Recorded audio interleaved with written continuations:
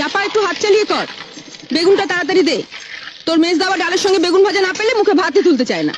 আজ তুই এসেছিস দেরি করে, জানিস তো সকালে সবাই স্কুলে যাবে, অফিসে যাবে। ডালটাও তো এখনো সাদলাসনি। আর একটা গ্যাস জ্বালা। আজ দীপা আবার বলেছে কুরকুরে আলু ভাজা চাই। আমি আলু কেটে দিচ্ছি, তুই কড়াটা চাপা। চাপা দি, ওর জন্য একটা মাছ ভাজা তুলে রেখেছ তো? না বাপু, ভুলে গেছি। বড় বৌদিও আজ আমাকে মনে করিয়ে দেয়নি। সব আমি ঝুলে দিয়ে দিয়েছি। অত তাড়া দিলে কি সব মনে থাকে? আর কটা দিন অপেক্ষা করো, পুজো আসছে। মা দুর্গার কাছ থেকে 8টা হাত আমি ধার চেয়ে নেব। উফ, তোমাদের বাড়িতে 10 হাত না হলে কাজ করা আমার সম্ভব হচ্ছে নি। সরো। হাজলামো করিস না চাপা, তাহলে তো রাবণের কাছ থেকে তোকে 9টা মাথাও ধার নিতে হয়। 10টা মাথা না হলে সকলের সব কথা মনে রাখবি কি করে? যা বলেছিস, এই বাড়িতে সবার আলাদা আলাদা অর্ডার, এক একজনের এক এক রকম জিভ। জীব নয় দিদি, বলো নোলা। তোমরাও তো এবারের মধ্যেই পড়ো বৌমা। রোজ ডাল চচ্চড়ি দিয়ে তোমরাই কি ভাত খাও?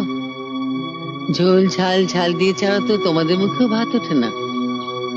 আর যাদের নোলা নিয়ে এত তোমরা হাসাহাসি করছো, তারা তোমাদেরই আপনজন। জয়া মা, তুমি আর দাঁড়িয়ে থেকো না, চঞ্চলের ভাতটা বেড়ে নাও।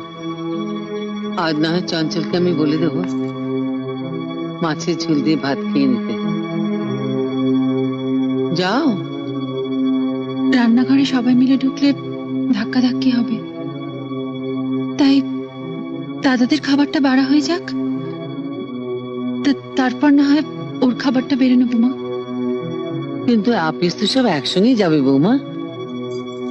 আপনার ছোট বউয়ের জন্য একটা আলাদা রান্নাঘর করে দিন মা, আমাদের সঙ্গে ধাক্কা ধাক্কি তোর কষ্ট হয়।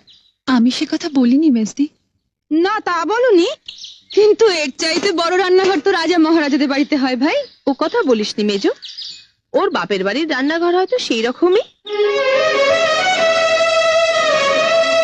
আমাকে সবসময় বাপের বাড়ির কথা বলে খোঁটা দাও কেন দিদি? গরিব ঘরের মেয়ে বলে? তাতে কি, বিয়ের পর মেয়েদের পরিচয় তো আর বাপের বাড়ি দিয়ে হয় না, শ্বশুর বাড়ি দিয়েই হয়। আর শ্বশুর বাড়িতে সব বউদেরই সমান অধিকার, তাই না?